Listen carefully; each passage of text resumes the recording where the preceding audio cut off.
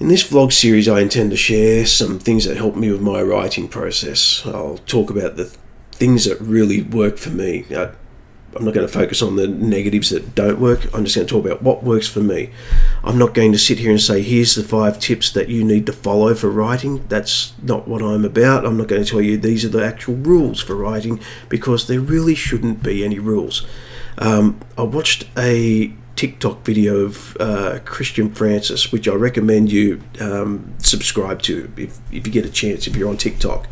And he was talking about the rules for writing as far as Aristotle's approach. He actually called Aristotle a very nasty name. But Aristotle said that every story needs to have a beginning, a middle, and an end. Okay, kind of true, because what happened then was people interpreted that to mean every story needs to have 3 acts, and that's not the case. There's plans out there for different ways to, or pro formas, I should say, to different ways to write stories. And I would say, while that's good for a person who's starting out, I would chuck that all out. There's only really 2 rules to follow, and that's to make sure your spelling's correct and that your grammar's correct. Everything else is just mess. Just, if you've got ideas, write them down on a notepad. Doesn't have to be a big one like this. It could be any size, just some piece of paper where you're keeping notes. Have a set of these sticky notes as well to stick on your notepad when you're building on ideas. When you've got your ideas, don't just sit there every day going back to them and reading through them. Put them aside. Most of you have got day jobs, so put them aside, go do other things. Keep your notepad for if something else comes up and it's like, hey, that'll make a good story, write it down, put it away. And revisit it, I don't know, a week, 2 weeks, a month, 6 months later, and go through your notes on what you've written. If what you've written resonates and you say, yep, that's really vivid up here, you keep those ones. Those are the ones you write your stories about. If you read it and you go, what the heck is this? Scrunch it up, throw it out.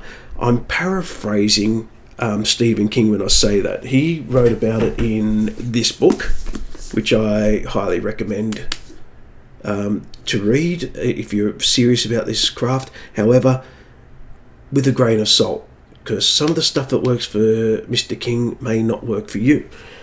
And as I said about rules for writing, and I've already mentioned him, this guy, Christian Francis, there we go, Anti-Rule, good book, which basically says to all the rules of writing, in saying that there are rules to follow, but it's creative writing, it's fiction.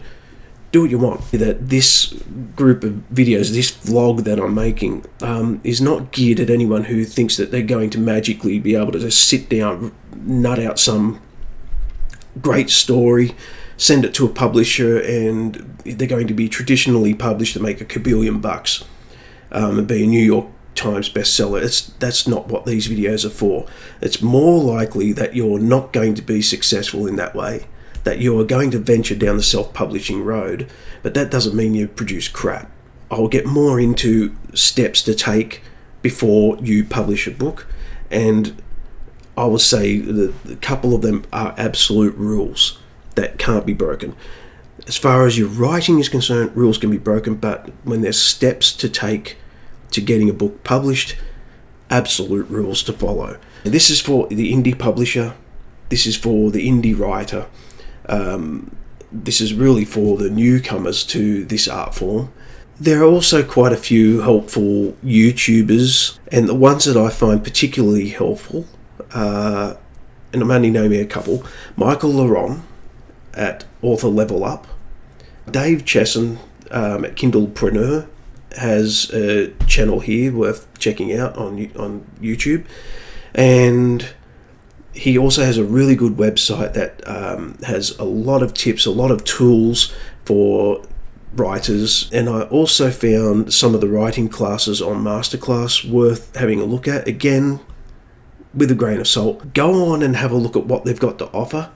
Sit down and plan what courses you want to do, and if you're writing, just stick to the writing ones. Pay for a month or two, sit down and do those courses, and then cancel. Best way to start your writing journey is to read, and not just about the writing journey or other people's writing journeys, or to tune into videos like this and listen to what other people have to say about their writing journey, but to read books. Because if you want to be a writer in a particular genre, you should be reading that genre to see how other authors do it. This isn't following a formulaic approach, it's just that other writers who are successful writers have an approach that works for them, and different authors have different approaches that might be worth tapping into to see what works. So this vlog is going to look at the self-publishing approach to writing, and how to put your book out there, or what I've done to put the book out there. And I'll share what I do when I plan and I draft and I edit and then I rewrite and then I edit and then I edit and then I edit and then I make changes and then I send it to my editor and then I edit, and if I think I need another edit, I'll send it to my editor so I can edit again before I get to the formatting and publishing phase. I hope you find it useful, and I'll see you in the next video. But before you go, a quick message about one of my affiliates.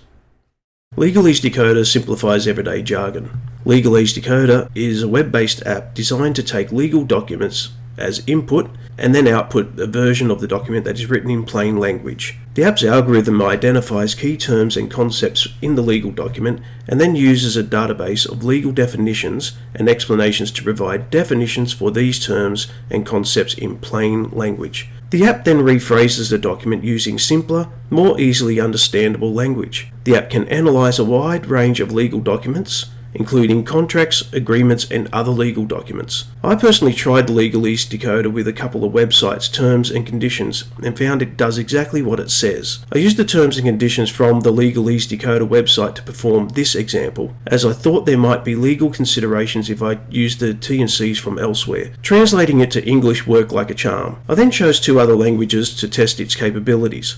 I don't know why, I can barely read English, let alone any other language. So, if what you see on the screen is absolute gobbledygook, let me know in the comments. Legalese Decoder is not currently available on a mobile app, but their site assures us that they're working on it. The app is free to use with a 150 word limit, 1 paragraph, 500 characters max with no saving option, but there are 2 monthly subscription options. The home subscription is priced at $9.95 a month. Currently, at the time of this recording, it has an early bird special set at $5.95 and allows for a 5,000 word limit, approximately 10 pages or 40,000 characters. A saving feature is coming. The professional subscription is priced at $49.95 and offers a 100,000 word limit, approximately 200 pages, or 800,000 characters max, plus all the features of the home plan. Both plans give a 7-day trial, so if you can test it out, go for it. I think it's a practical tool, particularly for those setting up small online ventures who intend to sell their products on their own websites or through someone like Amazon or Shopify. So go to the Legalese Decoder link in the description below. I get a commission if you sign up to one of the plans using that link. But even if you don't sign, check out the free option. It's a great tool. Legalese Decoder. Simplify everyday jargons and legalese instantly.